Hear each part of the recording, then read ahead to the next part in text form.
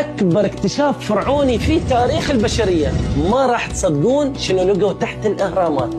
3 علماء إيطاليين أعلنوا في مؤتمر صحفي عالمي عن اكتشافهم مباني عملاقة تحت الهرم الأوسط، وتمتد بعمق 640 متر تحت الأرض، يعني تقدر تبني عليها 200 طابق، وبمعنى صح أن هي أطول من برج خليفة، تخيل.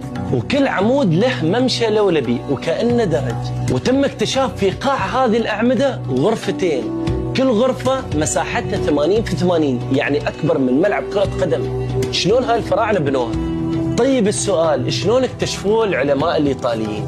استخدموا أجهزة رادار متطورة جدا عن طريق القمر الصناعي، ومن عام 2022 وهم يبحثون عن أسرار الأهرامات. السؤال اللي يدور في بالي وبالكم، كيف الفراعنة قدروا يبنون هذا كله تحت الأرض؟ ومن وين لهم هذه القدرة؟